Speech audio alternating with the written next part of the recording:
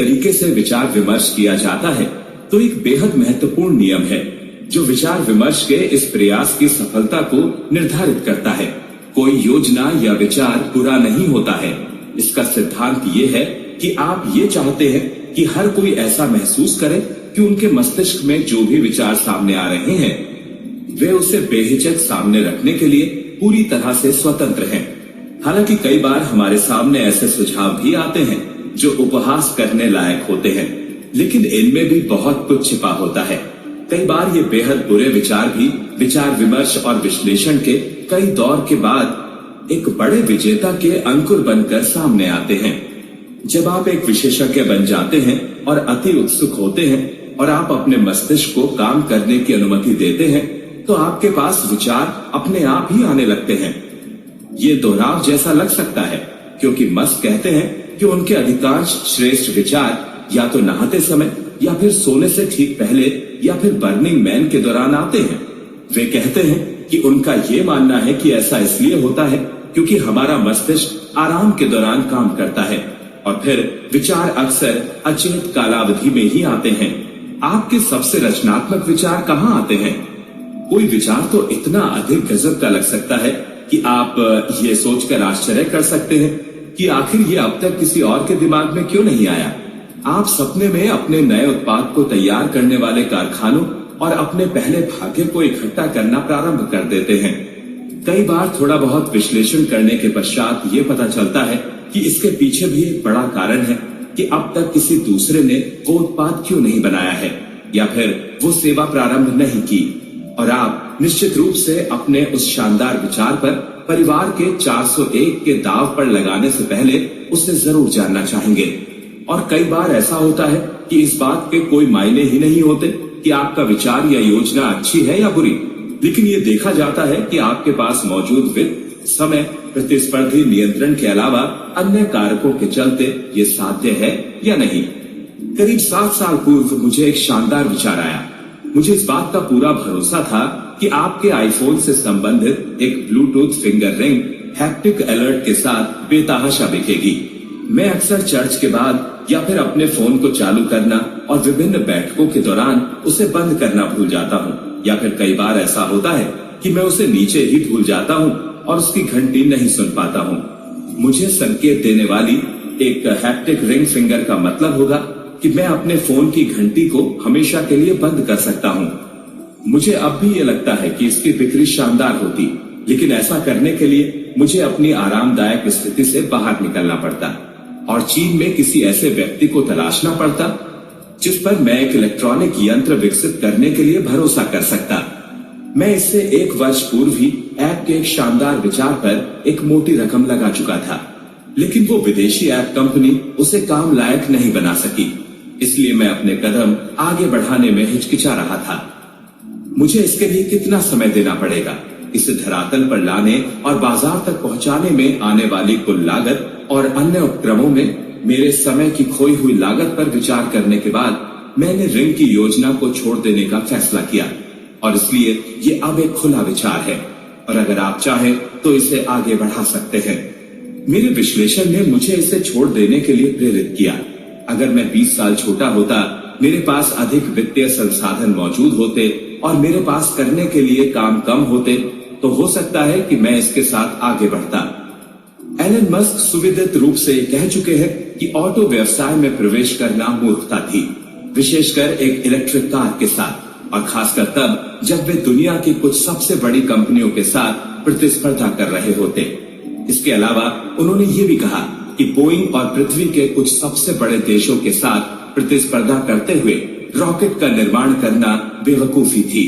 उनके तमाम दोस्तों ने उन्हें इन दोनों ही कामों को ना करने की सलाह दी, लेकिन उन्होंने स्थितियों का विश्लेषण किया और इस नतीजे पर पहुंचे कि इन पर प्रयास किया जा सकता है।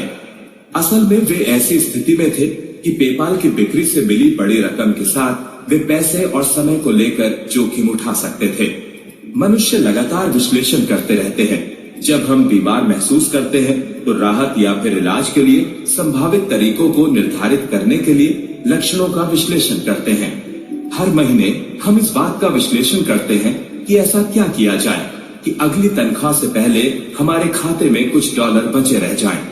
फुटबॉल के प्रत्येक खेल के बाद हम टीम के प्रदर्शन, कोच, खिलाड़ियों और कई बार तो रेफरियों तक का विश्लेषण करते हैं। दैनिक जीवन के लिए विश्लेषण करना बेहद आवश्यक है, लेकिन हम सभी स्थितियों का विश्लेषण करने में अच्छे नहीं हैं। जो लोग विश्लेषण में सबसे अच्छे हैं वो ये काम करते हैं।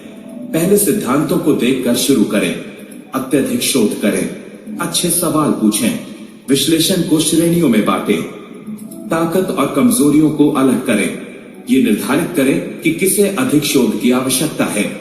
आवश्यकता अनुसार अतिरिक्त मानव संसाधनों को तलाशें, नकारात्मक प्रतिक्रियाओं को ढूंढें और उन्हें सुनें। कठोर निर्णय लेने में देर ना करें। चरण 1, पहले सिद्धांतों को देखकर शुरू करें। बेरी हर्ड, आप अपने आप को दूसरों से बिल्कुल अलग सोचने और अपने आप को बिल्कुल ऐसा ही करने वाले अन्य व्यक्तियों को अपने चारों तरफ जमा होने के लिए कैसे प्रशिक्षित करते हैं? या फिर आप शायद ऐसा नहीं करते। मेरा मतलब है कि आप एक संस्थान में कैसे शामिल होते हैं। एलन मस्क, मेरे ख्याल से आमतौर पर उनकी दूसरे लोगों की सोचने की प्रक्रिया परंपरा से बंधी हुई या फिर उनके पूर्व के अनुभवों पर आधारित होती है। ऐसे में ये बहुत ही कम होता है कि लोग पहले सिद्धांतों के आधार पर कुछ सोचने की कोशिश करें।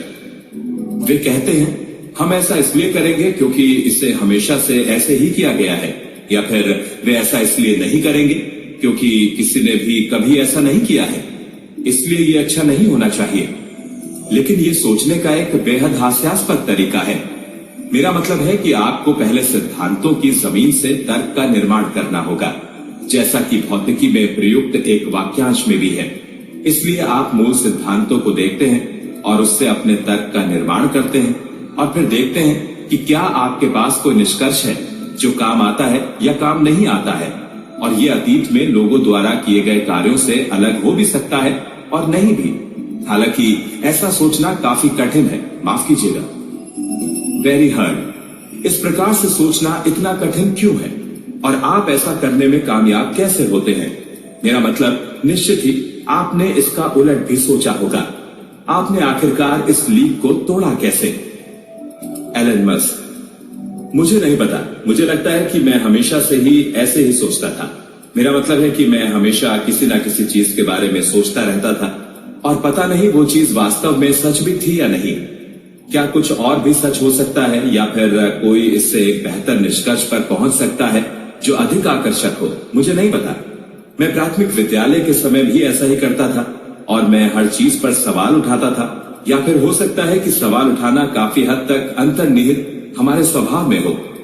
द हेनरी फोर्ड साक्षात्कार, https://www.henryford.org/stories-of-innovation-visionary-Elon-Musk-. कोई कह सकता है बैटरी पैक वास्तव में काफी महंगे होते हैं और वे हमेशा ही ऐसे रहने वाले हैं। ऐतिहासिक रूप से इनकी कीमत $600 प्रति किलोवाट घंटे होती है। ये भविष्य में इससे अधिक बेहतर होने नहीं जा रहे हैं। पहले सिद्धांत के मामले में आप ये कह सकते हैं कि इन बैटरियों में लगने वाले मूलभूत घटक क्या हैं? उन मूलभूत घटकों का शेयर बाजार मूल्य क्या है? इसमें कोबाल्ट, निकल, एल्यूमिनियम, कार्बन अलग करने के लिए कुछ पॉलीमर और एक सील कैन होते हैं। इसे सामग्री के आधार पर तोड़ें और बोलें, अगर हम इन्हें लंदन मेटल एक्सचेंज में खरीदें तो इनमें से प्रत्येक चीज की कीमत क्या होगी? ये $80 प्रति किलोवाट के करीब होगा। ऐसे में साफ है कि आपको इन सब अवयवों को खरीदने और एक बैटरी सेल के रूप में संयोजित करने के लिए दक्ष तरीके तलाशने होंगे। और आप ऐसी बैटरियां तैयार कर सकते हैं जो अन्य किसी की भी कल्पना से बेहद सस्ती हो सकती हैं। केविन रोज के साथ साक्षात्कार, अधिकांश नवाचार या आविष्कार एक मौजूदा दृष्टिकोण में वृद्धिशील परिवर्तनों के चलते होते हैं, या फिर किसी चीज को बहुत हद तक ऐसी चीज में बदलना जो पहले किया जा चुका है, या फिर दूसरा उत्पाद जिसे समानता के आधार पर तर्क वितर्क कहा जाता है। स्मार्टफोन को बड़ा बनाएं, छोटा बनाएं, अलग अलग रंगों में बनाएं, कैमरे में अधिक लेंस जोड़ें और अधिक बैटरी जोड़ने के लिए एक पोर्ट को निकाल दें। ऐसे वृद्धिशील परिवर्तनों को निरर्थक या द्वितीय श्रेणी का मानकर खारिज नहीं किया जाना चाहिए और जाहिर तौर पर मस्क सहित प्रत्येक नवोन्मेषक इस दृष्टिकोण को अपनाता है। जैसे क्लीन टेक्निका के अनुसार टेस्ला में सब कुछ विश्लेषण और वृद्धिशील सुधार की एक निरंतर प्रक्रिया से गुजरता है और गीगा फैक्ट्री की असेंबली लाइनें भी कोई अपवाद नहीं है। जेरोम गुनियन ने CNBC को बताया कि कंपनी प्रत्येक उत्पादन लाइन की उपज, थ्रूपुट और क्षमता को सुधारने की दिशा में काम कर रही है। एक बार फिर ये न केवल उत्पादित होने वाले सेलों की संख्या को बढ़ाता है बल्कि कंपनी की वित्तीय तस्वीर को भी बेहतर बनाता है। एक ही लाइन से अधिक बैटरी बनाने से प्रत्येक लाइन में निवेश की गई पूंजी पर बेहतर रिटर्न प्राप्त होता है। चूंकि तर्क वितर्क और नवाचार सभी रचनात्मक कामों का एक बेहद महत्वपूर्ण भाग है, मस्क अपने कर्मचारियों को लगातार पहले सिद्धांतों पर वापस जाने के लिए प्रोत्साहित करते रहते हैं। आप किसी भी स्थिति में पहले सिद्धांतों को कैसे सुनिश्चित करते हैं? आइए एक बहुत ही सरल उदाहरण से जानते हैं जो एलन मस्क की सूची में नहीं है। मैंने देखा कि व्यापारिक समस्या को सुलझाने के क्रम में पीयर टू पीयर दृष्टिकोण का उपयोग छोटे व्यवसाय के मालिकों को कम समय में बड़ी सफलता पाने में मदद कर रहा था। चूंकि इस तरह से छोटे व्यवसाय के मालिकों की सहायता करना मेरे जीवन का एक प्रमुख व्यक्तिगत लक्ष्य है, इसलिए मैंने तुरंत ऐसे समूहों को बनाने और बनाए रखने वाले सबसे अच्छे तरीके पर सवाल उठाना शुरू कर दिया, जिसमें मास्टरमाइंड दृष्टिकोण भी शामिल है। मास्टरमाइंड दृष्टिकोण के ढेर सारे उदाहरण ऑनलाइन मौजूद थे, इसलिए मैंने शोध किया। पहला सिद्धांत ऐसा निकला: समूह का आदर्श आकार क्या है? एक समूह को अमूमन कितनी बार मिलना चाहिए? एक बैठक कितनी देर चलनी चाहिए? सदस्यता की लागत कितनी होनी चाहिए? बैठक को कैसे संरचित किया जाना चाहिए? आप सदस्यों का अधिकतम प्रतिधारण कैसे करते हैं? आप सदस्यों को कैसे तलाशते हैं?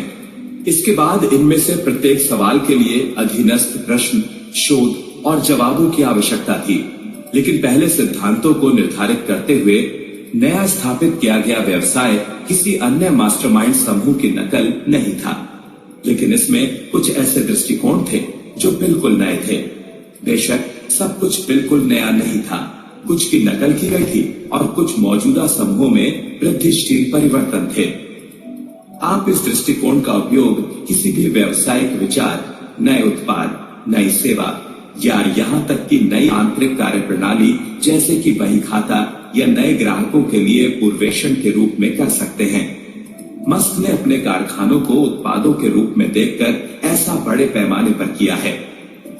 हमने महसूस किया कि असल समस्या, असल कठिनाई और सबसे बड़ी क्षमता कहाँ पर है। एक ऐसी मशीन का निर्माण करने में जो मशीन बनाती हो। दूसरे शब्दों में कहें तो ये एक फैक्ट्री का निर्माण करना है। मैं एक कारखाने के बारे में वास्तव में एक उत्पाद की तरह सोच रहा हूँ। गीगा फैक्ट्री का जिक्र करते हुए हमारी योजना बैटरी प्लांट को एक उत्पाद के रूप में संकुल करने की है ताकि हम इसकी प्रतिकृति तैयार कर सकें। गीगा फैक्ट्री में सौर सेल के उत्पादन के बारे में बोलते हुए मस्क ने इस बात की ओर ध्यान दिलवाया कि पहले सिद्धांतों पर नजर डालने से ये स्पष्ट हो गया था कि उन्हें पैनलों का निर्माण नहीं करना चाहिए। वे एक कॉमोडिटी थे। लागत में कमी की संभावना उत्पाद के संतुलन में थी, इसलिए टेस्ला बाकी सब कुछ बनाती है। आपकी कंपनी के बारे में क्या? आप जो भी बनाते हैं या करते हैं उसके हर हिस्से पर विचार करें। इसे पहले सिद्धांतों में तोड़ दें, फिर बेरहमी से महत्वपूर्ण विचारों के साथ नवाचार करें। बिल्कुल अलग दृष्टिकोण अपनाएं और फिर परिणामी उत्पाद, सेवा या प्रक्रिया में सुधार करें। चरण 2, ढेर सारा शोध करें। हम पहले ही कई बार अनुसंधान के पहलू के बारे में बात कर चुके हैं।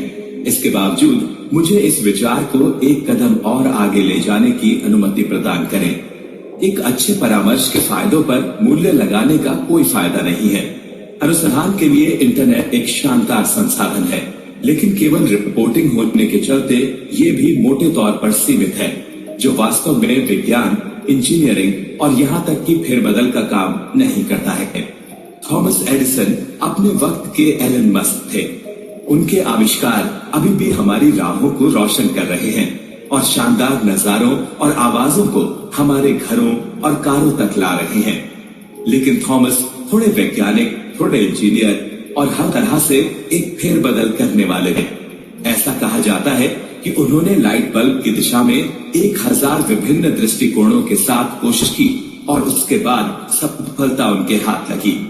क्या उनकी प्रत्येक पुनरावृत्ति विज्ञान और इंजीनियरिंग पर आधारित थी? बिल्कुल भी नहीं।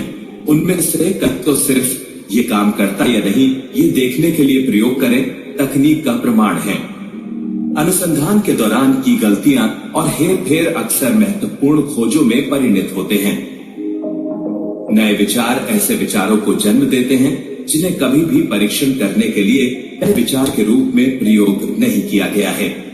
जैसा कि पहले भी बताया जा चुका है, वे विचार जो बिल्कुल अवास्तविक या फिर बिल्कुल बेवकूफी भरे प्रतीत होते हैं, कई बार ऐसे किसी विचार के लिए आगे बढ़ने की प्रेरणा साबित होते हैं